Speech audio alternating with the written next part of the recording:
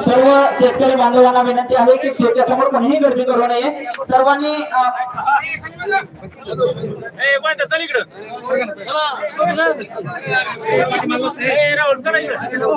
आज आपल्या या सिरसाव नगरीमध्ये महाराष्ट्र राज्याचे कुटुंब प्रमुख शिवसेना पक्ष प्रमुख सन्माननीय उद्धव साहेबांचे या ठिकाणी आलेले आहे. ते आपल्या शेतकऱ्यांना दिलासा देण्यासाठी अतिवृष्टीमध्ये साहेब या गावामध्ये महापुराची परिस्थिती अत्यंत बिकट होती. त्या पुरामध्ये शिवसेना या शेतकऱ्यांच्या पाठीमागे खंबीरपणे उभी राहिली. आदरणीय खरं आम्ही अभिमानाने सांगतो साहेब, आम्ही जो खासदार निवडला तो अभिमानास्पद खासदार साहेबांनी या संकट काळामध्ये या सिरसाव नगरीला एवढं तारलं आहे की या महापुराच्या परिस्थितीमध्ये साहेबांचं देखील सहकार्य होतं. त्याचबरोबर हा मतदारसंघ साहेब शिवसेनेचा स्वर्गीय बाळासाहेबांचा बालेकिल्ला, आदरणीय तुमचा देखील बालेकिल्ला, आदरणीय ज्ञानेश्वर तात्या पाटील साहेबांचा हा बालेकिल्ला. हे शेतकरी पक्षप्रमुख म्हणून तुमच्या पाठीशी खंबीर उभे आहेत आणि शिवसेना देखील शेतकऱ्यांच्या पाठीमागे खंबीरपणे उभी आहे. तेच या संकट काळामध्ये आम्ही बोललो आहे. रणजित दादा असतील, मेघराज दादा असतील, यांचं देखील या शेतकऱ्यांना संकट काळामध्ये एवढं सहकार्य भेटलं त्याबद्दल शिवसेनेचा आम्ही मनापासून आभार मानतो.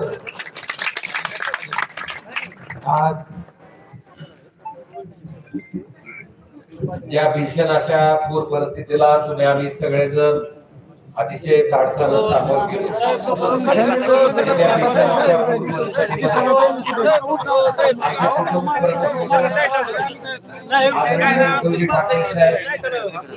त्या परिस्थितीची सुद्धा जी दुरावस्था शेतकऱ्याची झाली होती, त्याच्या प्रपंचाची झाली होती, हे बघण्यासाठी स्वतः मराठवाड्याच्या दौऱ्यावर आले होते. आणि त्याच्यानंतर सन्माननीय साहेबांनी सरकारकडे एक मागणी केली होती की शेतकऱ्याला हेक्टरी 50,000 रुपये आणि जी कर्जमुक्तीची कर्जमाफीची घोषणा तुम्ही त्या ठिकाणी केली, ती कर्जमुक्ती तातडीने तुम्ही शेतकऱ्यांना द्या.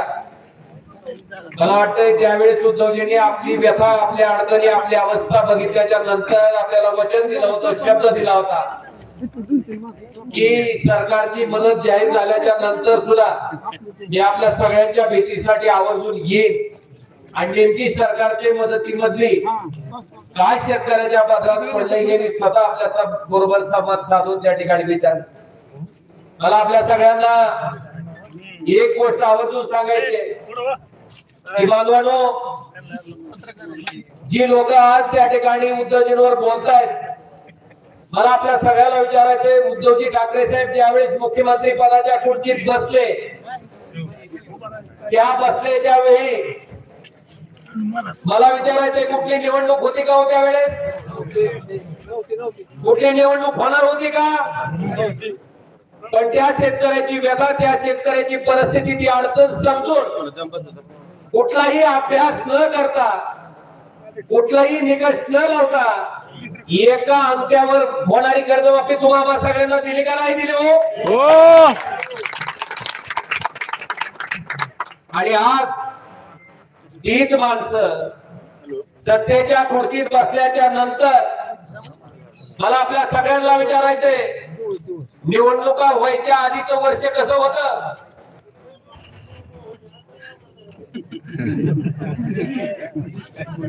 साहेब त्यावेळेस दिवाळीला आनंदाचा शिला होता का नाही? का तुमची मतं पाहिजे? म्हणजे निवडणूक होऊस्तोवर हम दिल दे चुके सनम, आणि निवडणूक झाल्या हम आपके है कौन, असं झालं का नाही? साहेब आनंदाचा शिला नाही. मला आपल्या सगळ्याला विचारायचं, या सरकारनं विधानसभेला सामोरं जाताना तुम्हा शेतकऱ्यांना वचन दिलं होतं की आम्ही खुर्चीत बसल्या बसल्या शेतकऱ्याचा 7-12 काय करू? झाला का पोरा? नाही.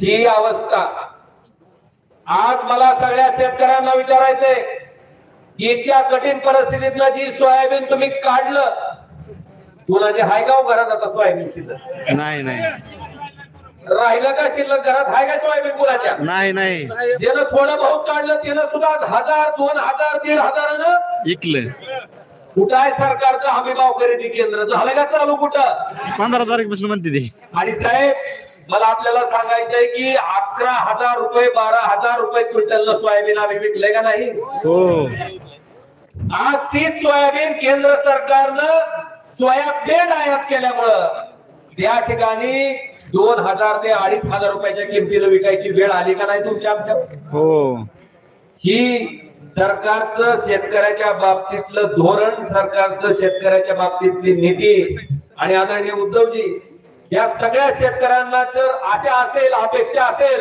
तर फक्त तुमच्याकडनं आहे कारण तुम्ही परिस्थितीचं तुम्हाला काही समजत नसाल पण शेतकऱ्याच्या मनातली यातना आणि भावना मात्र तुम्हाला कळते आणि म्हणूनच तुम्ही खुर्चीवर बसल्या बसल्या आम्हा सगळ्यांना कर्जमाफीचं त्या ठिकाणी जे वचन दिलं होतं ते बसल्या बसल्या पूर्ण केलं आणि त्याची जाणीव आज आम्हाला आली आज या सरकारनं जाहीर केलं 31,800 कोटीचं पॅकेज या 31,800 कोटीमध्ये सरकारनं जाहीर केलं की तुम्हाला विहीर बुजली असेल तर 30,000 रुपये कुणाला मिळाले हात वर करा नाही नाही बघा कॅमेरे फिरवा बघा एक जर हात वर मिळाला तर बघा एक जणाला नाही मिळाले या सरकारनं सांगितलं की तुमची जमीन खरवडून गेली असेल तर आता ही सगळं खरवडून गेल्याला सांगायचं हो मी आलतो पाणी कुठून होतं दानवे साहेब आलते आपण साहेब वरून बघितलं होतं सगळं या मंदिराला पाणी होतं साहेब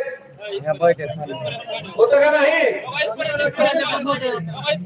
जमीन खरवडून गेलेल्या जमिनीला सरकारनं सांगितलं 3.5 लाख रुपये देऊ 3.5 रुपये मिळाले नाही सरकारनं सांगितलं दिवाळी शेतकऱ्याची आम्ही गोड करू तुमच्या खात्यावर पैसे टाकू नाही नाही साहेब अजून 70% लोकांच्या खात्यावर पैसे पडायचे आणि ज्याच्यात पडले कालच पडल्या ती पण काल मग ती किती कुणाला 1200 कुणाला 1100 कुणाला 700 ह्याव का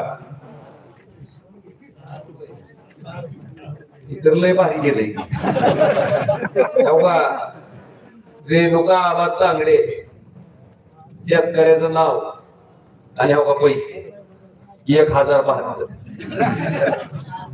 आता आहे ना अकाउंट बॅलन्स आहे माय 6 रुपये कसं वाटतंय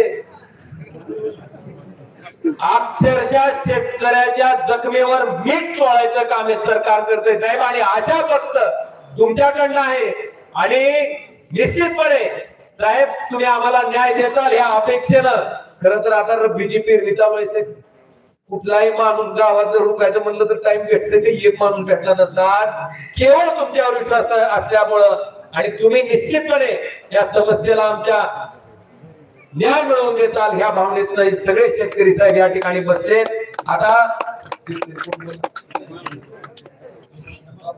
बापू बोल बापूराव म्हणा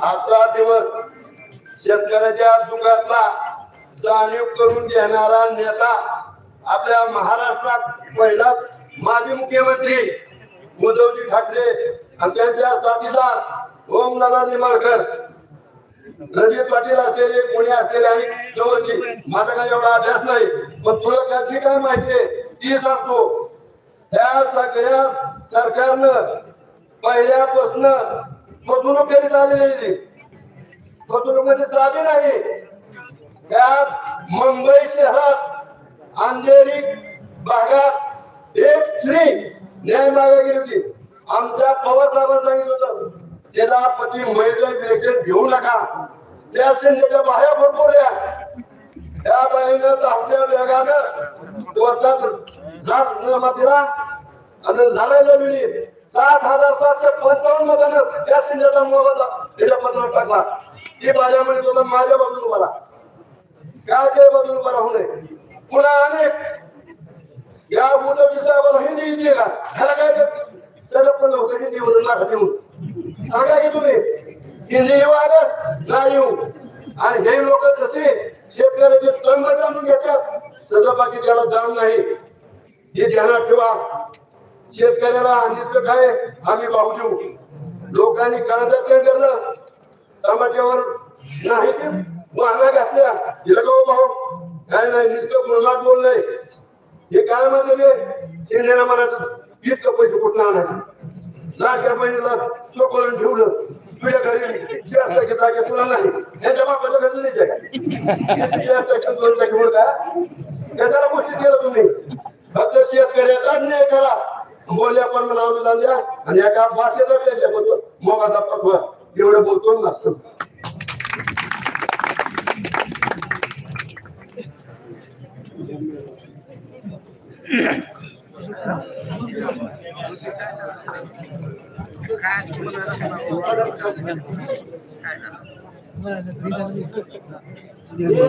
मला काय झालं आम्हाला थोडी मुलाखत विचारली मुलाखत विचारल्यावर मी म्हणलं ही मागे एक जुना पिक्चर होता त्यावर अकबर अब्दुल्ली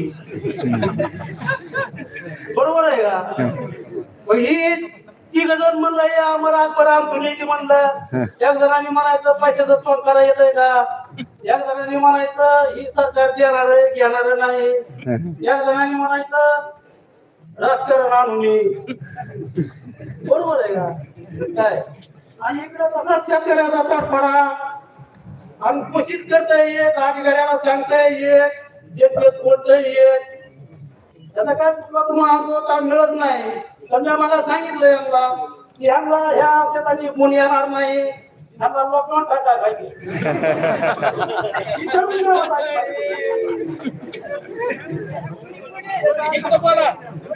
बरोबर आहे का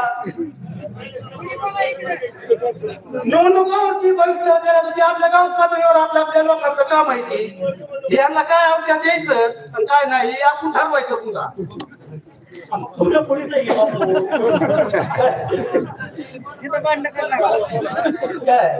मला अजून ज्या खाती बरं का आपल्या एका खात्यात पोलीस येत नाही तुम्हाला त्यासाठी आम्ही एकदम तुम्हाला आम्ही एक तुला देत नाही बोला बोला बोला द्या त्यांना वेळ आम्ही तुम्ही एवढा एक निर्णय घ्यावा थोडा काय ह्या गोष्टीनं ह्या औषध जमणार नाही काय भूमिका घ्यावं लागेल आपण विरोधाकडे सुद्धा तुम्हाला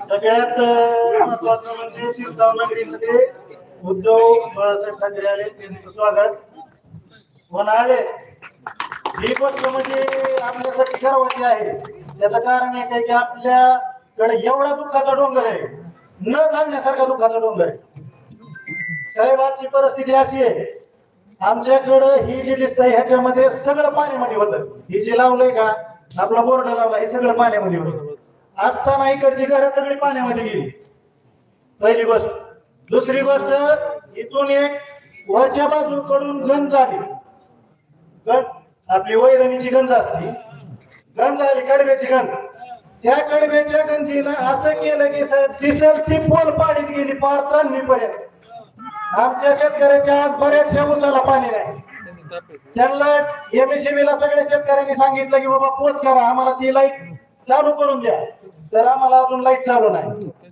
सगळ्यात महत्वाचं आम्हाला दिवाळी गोड खाता आली नाही सर मी एक तुटपुंजा कार्यकर्ता आहे आपल्या सगळ्यांमध्ये मिसळून कोणी एक लाडूचा शिला दिला ओमदादाने आमच्यासाठी बरंच काय केलं असं रणजितदादांनी केलं असं थोडं थोडं करून आमची दिवाळी साजरी झाली पण सरकारचं काय आलं नाही बघा ही सगळी आमची व्यथा आहे दुसरी गोष्ट आजच्या तारखेमध्ये आमच्या चांदणी नदीला आमचा बऱ्यापैकी सिरसावचा एरिया म्हणजे असा आहे की इकडल्या बाजूला भांडगावची शिवाय आणि इकडं वाकडीची शिवाय ह्याच्यामध्ये बंधाऱ्याचं सगळे बंधारे फुटून गेले एका बंधाऱ्यामध्ये आजच्या तारखेमध्ये पाणी साचले काय त्या शेतकऱ्यांसाठी.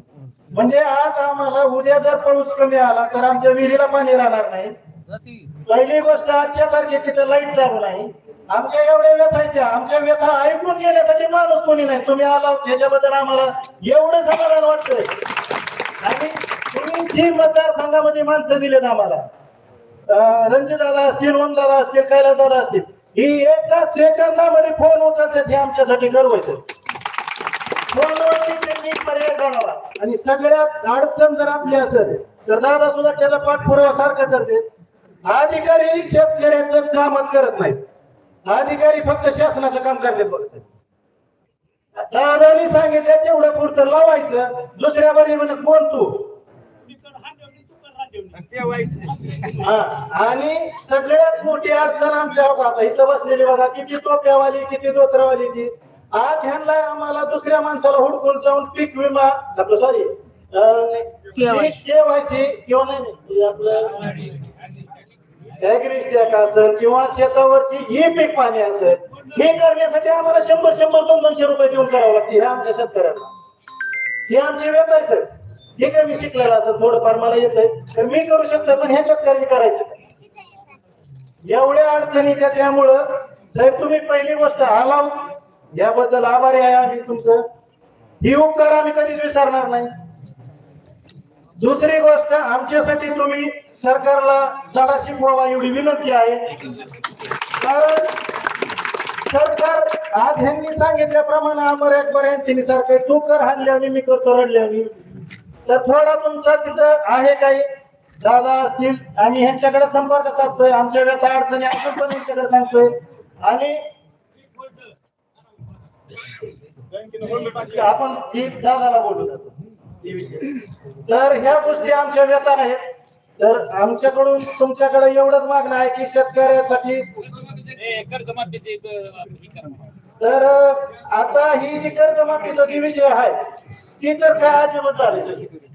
अजब म्हणजे कसं की देतो म्हणणारी माणसं नाही देतो म्हणतात. आमच्या इथं हंडत असतं इथं गावात तिला आम्ही दिवस अवघड झालं.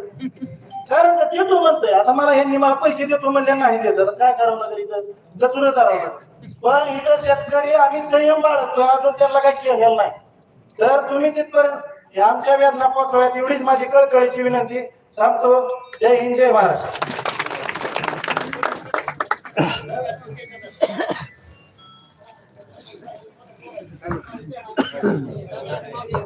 तर सर्व शेतकरी दादानो आणि ताई, अरे तुम्ही व्यवस्थित बोलता की रे ठणठणीत? हा, मग का नाही बोलत? तुम्हाला बोलतं करायला सवय आहे. तर आम्ही तर बोलत असतो ठणाला, पण तुम्ही आता बोललं पाहिजे. कारण सकाळपासून मी मुद्दामून निवडणूक आता म्हणताय निवडणुकीमध्ये सुपुत्र प्रेम देश धर्म मनाचे मानकरी हिंदू धर्माचे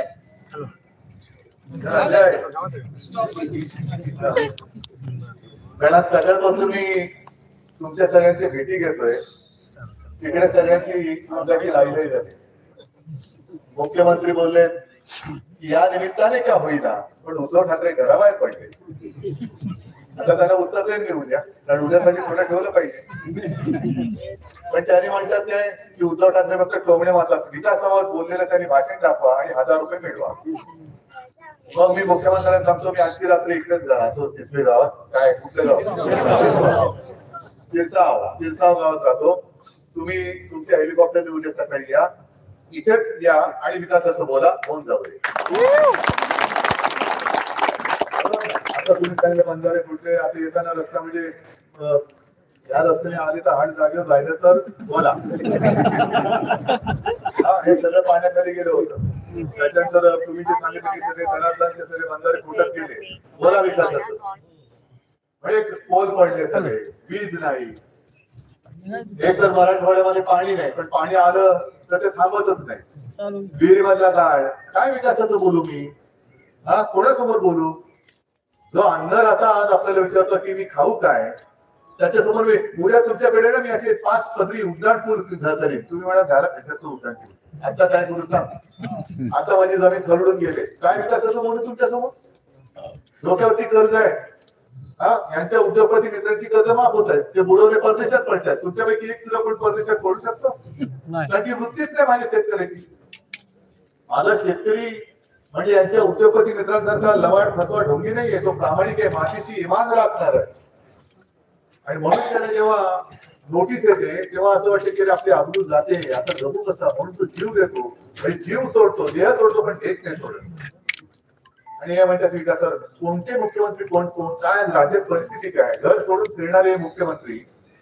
आज माझा महाराष्ट्रातला शेतकरी संकटात सापडलाय. एक तरी मंत्री तुमच्याकडे आला फिरायला? कृषी मंत्र्याचं नाव सांगता पटकन?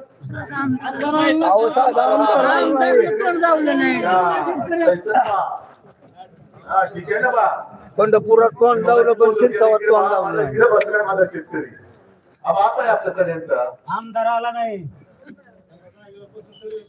आता काय पॅकेजच्या शेतकरी फोडलं म्हणतात.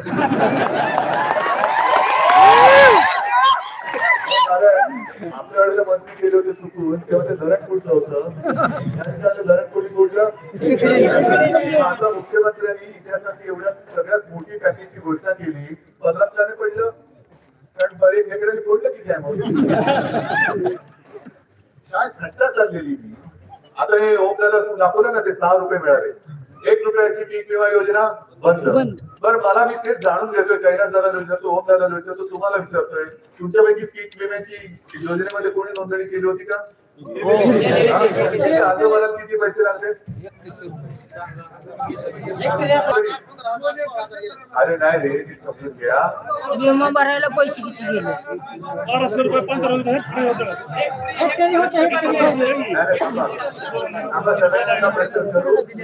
समजून घ्या. पहिलं अर्ज भरायला अंदाजे किती पैसे लागले? 100 रुपये अंदाजे. साधारणतः तुमच्या नुकसानीची अपेक्षा काय होती? 100% नुकसान झालं तर किती पैसे मिळाले पाहिजे पिकाप्रमाणे? एका काहीतरी सांगा, एकरी किंवा हेक्टरी किती मिळालं पाहिजे? 60,000 रुपये सोयाबीनला. बरोबर आहे. मग आता अर्ज भरायला तुम्ही सांगा परत किती भरले? 900 रुपये. बरोबर आहे. अर्जाला 100 आणि मिळाले किती? 6 रुपये. काल परवाकडे बातमी आली, ठाण्या पालघरच्या भागामध्ये 2 रुपये 30 पैसे. कोणाला 21 रुपये, कोणाला 10 रुपये. हा पैसे जातोय कुठे? म्हणून मी आज पीक विमा योजना ज्या राबवलेल्या कंपन्या सुद्धा विचारतोय, तुम्ही माझ्या शेतकऱ्याची फसवणूक करू नका. त्यांच्या शेतावरती त्यांच्या हक्काच्या पैशावरती दरोडा टाकू नका. जर वेळेमध्ये त्यांच्या पीक विम्याचे पैसे तुम्ही दिले नाही तर ऑफिसमध्ये तुमच्या या आम्ही शेतकरी घेऊन घेतल्याशिवाय राहणार नाही. यांना शिकवावं लागेल. हे सरकार दगाबाज आहे, हे दगाबाज सरकार आहे. का दगाबाज म्हणतोय? की केवळ आम्ही विरोधी पक्षात आहेत म्हणून ठाणाणा करायचं म्हणून नाही बोलत आहे. या सरकारने सरकार आल्यानंतर आम्ही शेतकऱ्याचा 7-12 करू, कोरा कोरा आहे मी ते ऐकूनच नंतर आता पुढच्याच ऐकून कोण बोललं होतं? आणि त्याच्यानंतर शेतकऱ्याचं कर्ज माफ नाही केलं तर पवारांचं नाव लावणार नाही, तो कोण बोललं होतं? आता काय लावतो? आता काल तरी काल परवाकडे सांगितलं की सगळ्या प्रत्येक वेळेस तुम्हाला काय फुकट मिळणार नाही. नकोय रे फुकट, नकोय फुकट. आमच्या हक्काचे पैसे दे ना, एवढंच आमचं म्हणणं आहे. गेल्या वेळेला निवडणुकीमध्ये सोयाबीन हाताशी होता, कापूस हाताशी होता, आणखी पण पिकं होती, का नव्हता हमी भाव मिळत? आपलं सरकार असताना देत होतो की नव्हतं तुमच्या म्हणण्याप्रमाणे? गेल्या वेळेला जो हमी भाव मिळत होता तो किती होता? 4-4.5 हजाराच्या आसपास होता. शेतकऱ्याची मागणी तुमची काय होती? 6,000च्या वर होती ना. मग आता तर पीक पण गेलं. पण शेतकऱ्याला जर का तुम्ही त्यांच्या वेळेवरती योग्य भाव दिला, त्याच्या कष्टाचे पैसे दिले तर कोण भीक मागते तुमच्याकडे? शेतकरी काही भिकारी नाहीये. तसं तर आम्हाला पण काय हौस नाही कर्जमाफी कर्जमाफी कर्ज. अरे पण कर्ज फेडू कसं? आता जे डोक्यावरती कर्ज चढलेलं आहे, सरासरी किती कर्ज आहे तुमच्या डोक्यावरती एका याचं सांगा मला? 2 लाख, 3 लाख, 4 लाख, बरोबर ना? लाखाच्या पुढेच आहे.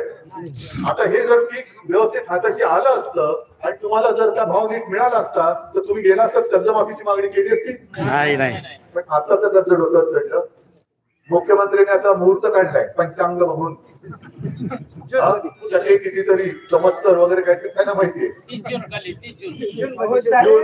तुम्ही करोना पडविला आणि ही दुष्काळग्रस्त भागाला हे दुष्काळचा असा पण लावला असता की सांगायलाच नको. करोना साहेबांनी दुष्काळाचं पडविणार. काय सांगतो तुम्ही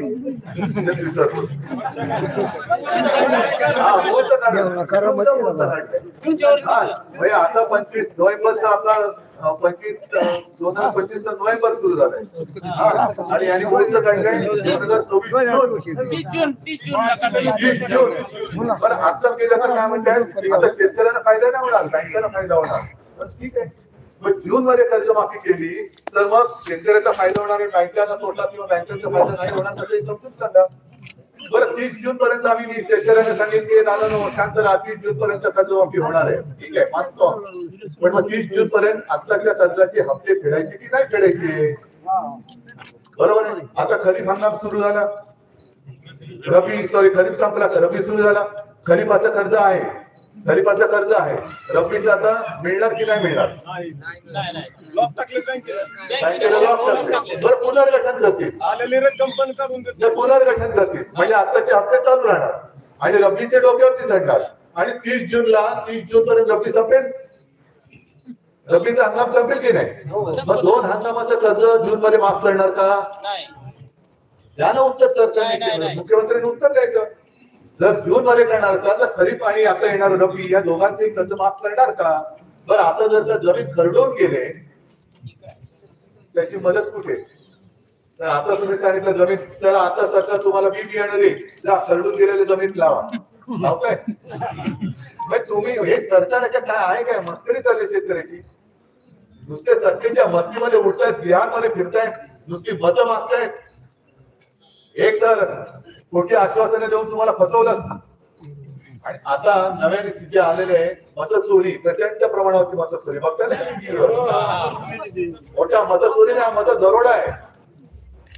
म्हणजे काँग्रेस तिथं काढलेलाच आहे. एक 8 दिवसापूर्वी आदित्यने काढलेलं आहे, आपण सगळे मोठा मोर्चा काढलेला आहे. आज राहुल गांधींनी एक पुन्हा प्रेस घेतले, मी ती पूर्ण प्रेस बघितली नाही कारण की प्रवासातच होतो, पण त्याच्यात आणखी एक त्यांनी उदाहरण दिले. एका महिलेचं 22 ठिकाणी नाव नोंदलं गेलं, 22 ठिकाणी. आलं पाहिलं?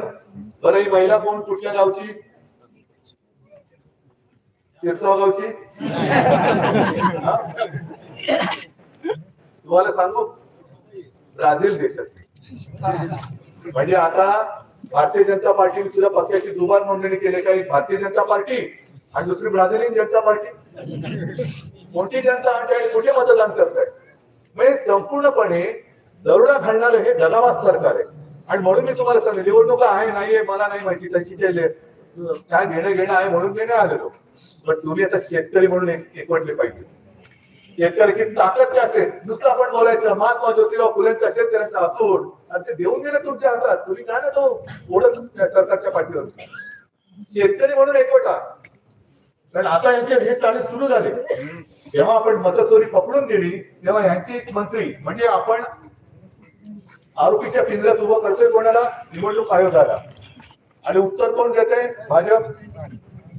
म्हणजे निवडणूक आयोगाचा मालक कोण? कोणासाठी काम चाललंय? त्यांच्यात सुद्धा त्यांनी हिंदू मुस्लिम करायला लागले. म्हणजे हिंदू मुस्लिम करायचं, मग हिंदूंमध्ये मराठी करायचं, मराठीमध्ये पुन्हा मराठीच करायचं. म्हणजे बसा भांडत, बसा डोकी फोडत. आम्ही मात्र विकासाच्या गोष्टी करणार, आम्ही रस्ते करू, आम्ही हे करू आणि कॉन्ट्रॅक्टरचे पिके भरू. जनता शेतकरी मेला तरी चालेल, कोणा पडले शेतकरी. हे जे काय आपण करतो आहोत हे मला काहीतरी हाऊस आले, ओमदादाला, कैलासला, सगळ्यांना प्रवीण दादाला किंवा कैलास साहेब अंबादाजी यांना काहीतरी घरी वेळ जात नाही म्हणून आले. आम्ही तुमच्या सोबत जोडले गेलेलो आहोत. एक नातं आपलं प्रस्थापित झालेलं. अनेक मोर्चा छत्रपती संभाजीनगर मध्ये काढला, पण त्याने सुद्धा यांच्या डोक्या ठिकाणावरती येण्याची काही लक्षणे दिसत नाहीये. केंद्रीय पथक आता येते, आपण ती कधीपासून आहे? सप्टेंबर मध्ये मोठी आली, बरोबर आहे. त्याच्यानंतर दिवाळी तुमची गोड करणार. आणि मी जाहीर केलं होतं खरडून गेलेल्या जमिनीला 3.5 लाख रुपये देणार होते ना एकरी. मी तुमच्या लक्षात असेल मी सांगितलं असतं की दिवाळीच्या आधी बाकीचं बाजूला ठेवा, त्या 3.5 लाखातले 1 लाख रुपये माझ्या शेतकऱ्याच्या हातात द्या. दिवाळी गेली, 1 लाख पण गेले कुठे माहिती नाही. आता मला ज्या काही गोष्टी कळतात म्हणजे काही बातम्या सुगावे लागतात की मंत्रिमंडळ बैठकामध्ये थोडीशी ताणाताणी होते, मुख्यमंत्री वगैरे चिडचिड करतात अधिकाऱ्यांवर. अजून एका केस पोचलं का नाही, अजून दिलंच तर बोलतील ना. मी कसं होतं, मी ठीक आहे, मी साधेपणाने सगळं केलं, माझं कर्तव्य म्हणून मी केलं होतं. मी का उपचार नाही केले कोणावर, इथंच नव्हते, परदेशी समिती नव्हती, काही नव्हती. कसला अभ्यास आणि कसला काय, डोळ्यात एकच दिसते, आणखीचा अभ्यास करायचा सगळं. मी माझं एकच अधिवेशन मुख्यमंत्री म्हणून झालं होतं नागपूरला. त्या नागपूरच्या अधिवेशनातच मी जाहीर केलं की माझ्या शेतकऱ्याला 2 लाखापर्यंत पीक कर्ज माफ करतो. आता माझी मागणी अशी आहे की त्यावेळेला सगळी माहिती गोळा केलेली आहे ना, सगळ्यांच्या नोंदी झालेल्या होत्या तेव्हा खरंच तुम्हाला मिळाली होती की नव्हती. भाई तुमचं नाव नोंदलं गेले संपूर्ण ज्याला आता त्यांना कळेल म्हणून डेटा आपल्या माहिती बोली भाषेत माहिती सरकार दरबारी जमा आहे. यंत्रणा सरकारीच वापरली होती मी, त्या या माझ्या लोकांना आपल्या लोकांना नव्हते पाठवले शेतकऱ्यांचं कर्ज माफ करायला. सरकारीच यंत्रणा वापरली, ती सरकारी यंत्रणा तिकडेच आहे, शेतकऱ्यांची माहिती तिकडेच आहे. महात्मा ज्योतिराव फुले कर्जमुक्ती योजना मी जाहीर करून अंमलबजावणी करून दाखवली होती. त्याची पूर्ण माहिती सरकार दरबारी आहे. त्या योजनेचा 2रा टप्पा सरकारने जाहीर करावा आणि जशी मी तुमची 2-4 महिन्यामध्ये कर्जमुक्ती करून दाखवली होती तशी कर्जमुक्ती जूनच्या आत माझ्या शेतकऱ्याची या सरकारने करून दाखवली पाहिजे. तर तुम्हाला काय वाटतं सरकार आहे, तुम्ही काय करणार आता? त्या उसात त्यांच्या बरं केलं तो वाटून आता परवा एक भाषणामध्ये मी सांगितलं तर आता थोडस तुम्हाला एक वेदना होत पण तरी थोडस काहीतरी हसवलं पाहिजे म्हणून सांगतोय. सरकार तसं आहे मोलीबाबांचं. हे मुंबईमध्ये बसमध्ये एक जण प्रवास करत होता. मुंबईतला बसमधला प्रवास कोणी आहे तिकडे नाही. बसमध्ये आता आपल्या एसटी मध्ये पण कंडक्टर असतो बरोबर, तिकीट मुंबईमध्ये सुद्धा तिकीट. तर एका प्रवाशाकडे आला, तिकीट 50 रुपये दे. तर प्रवाशाने हात घातला, तो यातून हात घातला, तिथून बाहेर त्याचं पाकिटच मारलं गेलं. तो सांगतो दादा तो गया करायला लागला, अरे मला तिकीट मी माझं पाकिट मारलं, 50 रुपये देण्याच्या खाली उतर. तर मी तसा नाहीये, बघ ना, मी माझ्या चेहऱ्यावर कळत नाही का, मी तसा नाहीये, मी सभ्य आहे, 50 रुपये देण्याच्या खाली उतर. आता एक 5-10 मिनिटं झाल्यानंतर जो बाजूला बसला होता तो कंडक्टर म्हणतो दादा जाऊ द्या, बरा माणूस दिसतोय, हे घ्या 50 रुपये, त्याचा तिकीट काढतो, पण त्याला उतरवू नका. मग तो बसतो, मग त्याला थँक्यू दादा तू होता म्हणून, आता माझी आबरू गेली असती, थँक्यू दादा. आणि थोड्या वेळाने कळतं ज्याने पैसे भरून त्याचं तिकीट काढलं त्यांनी त्याचं पाकिट मारलं. पाकिटला म्हणजे 5,000 रुपये तिकीट काढलं. हे असं सरकार आहे. तसं ते उचला घ्यायचे पैसे तुमचेच घ्यायचे आणि तुमच्याच पाकिटातले पैसे तुम्हाला घ्यायचे. तर ह्या सरकार विरुद्ध तुम्ही शेतकरी म्हणून एकवटत नाही तोपर्यंत जाणवणं तुमचं काही नाही होणार.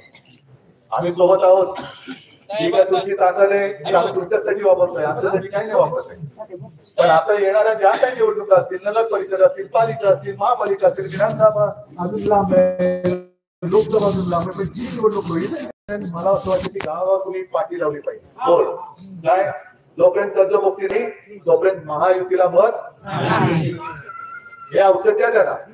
तुम्ही करोना पळायला म्हणता ना, तो करोना असा पळवता, हा करोना असा पळवायचा आहे, पळवण्याची ताकद. आणि मग बघा कसं दातामध्ये जवळ धरून तुमच्या पायशी येते, हे बाबा हे कर्जमुक्ती करतो पण मला मत दे. हा ते त्यांना कळू द्या. तर तुम्ही काळजी करू नका, फक्त तोपर्यंत एक काम करायचं. हे आता जसे मी काही कागदपत्र तुम्हाला दाखवले, एक ती आधी दुसरी किती येते, एकरी किती त्यांना पैसे मिळाले ते सुद्धा तिकडे दिलेले आहे. हे शेतकऱ्याच्या नावानिशी आहे की मिळाला किती, आपल्या काही कुठे आहे तुम्ही दिले ना मला की एक शेतकऱ्याच्या नावानिशी आहे. 3300 रुपये मिळाले, कोणाला 1500 मिळाले, कोणाला 4800, कोणाला 1000, असे सगळे पैसे मिळाले. नक्की आहे सगळे नावानिशी आणि नंबर आहेत सगळे. हा हे पाली गावात शेतकऱ्यांचे मोबाईल नंबर सकट आहे. ही अशी गावची यादी गोळा. त्याच्यानंतर विम्याचे पैसे ही जी काय खट्टा चालले 5 रुपये, 10 रुपये, 2 रुपये, 3 रुपये, ही सगळी माहिती गोळा करा. त्याच्यानंतर जनावरं वाहून गेली, किती जणांना जनावरं मिळाली, कोंबड्या मिळाल्या अंडी कोण खाते हा अंडी उभून बसले सरकार आणि म्हणतात विकासावर बोला. आणि या शेतकऱ्याचे जीवन मांडण्याचा प्रश्न उभा राहिलाय आणि मुख्यमंत्री त्यांचे कॉन्ट्रॅक्टर मित्राशी म्हटले विकासावरती बोला. पहिलं तुम्ही शेतकऱ्याचं बोला, शेतकऱ्याचं बोला. तर ही सगळी माहिती आपल्या प्रवीण दादा तुम्ही, कैलासदादा तुम्ही, कारण आपल्याला विधिमंडळात हा प्रश्न उचलायचा आहे आणि ओम दादा तुम्ही तो लोकसभेत उचलायचा. लोकसभेत एवढ्यासाठी की आता बिहारची निवडणूक आहे, पंतप्रधान तिकडे हा तिकडे न मागता कोणत्याही समिती न नेमता अभ्यास न करता बिहारच्या महिलांच्या खात्यात, मला त्याच्याबद्दल काही दुःख नाहीये, राग नाहीये, पण बिहारच्या महिलांच्या खात्यामध्ये 10,000 रुपये टाकले. पंतप्रधान बिहारचे त्या देशाचे, देशातल्या सगळ्या महिलांच्या खात्यात 10,000 रुपये पंतप्रधानांनी टाकले पाहिजे. पण फक्त बिहारमध्ये निवडणूक आहे म्हणून बिहारमध्ये, उद्या महाराष्ट्राच्या लागलं तर महाराष्ट्रामध्ये, तेलंगणाच्या लागलं, ह्याला म्हणतात पक्षपातीपणा आणि ह्याला म्हणतात दगाबाज. आता या सरकारला दग्यानेच आपल्याला ठोकलं पाहिजे. आणि या पार्ट्या हे बोर्ड तुम्ही लावा गावागावात, जोपर्यंत कर्जमुक्ती नाही, जोपर्यंत हेक्टरी 50,000 रुपये मिळत नाही, जोपर्यंत आमची जनावर आम्हाला मिळत नाही, जोपर्यंत भरून गेलेल्या जमिनीची माती मिळत नाही, जोपर्यंत आम्हाला पीक विम्याचे पैसे मिळत नाही, काढा सगळे, तोपर्यंत महायुती नाही. ठरलं? ठीक आहे, काढा, आम्ही तुमच्या सोबत आहोत. सगळ्यांना धन्यवाद देतो. जय हिंद, जय महाराष्ट्र.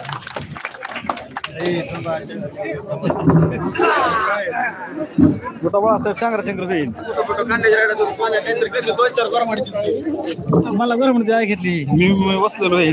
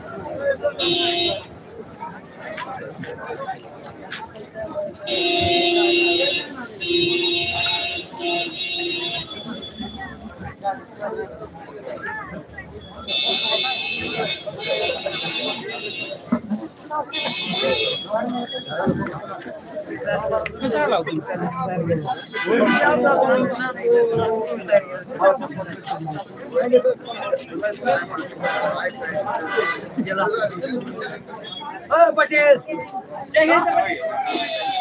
जाऊन चालू होता.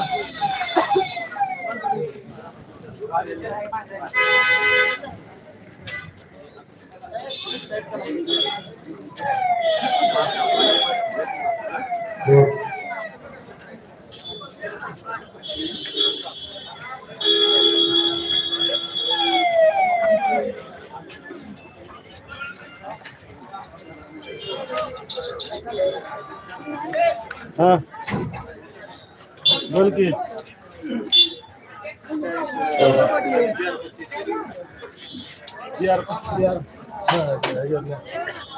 कसली ताप आहे ताप बघा सेल्फी त्याची यायला सेल्फी घ्यायला काय सुनील बापू काय इथे सुनील बापून घेतली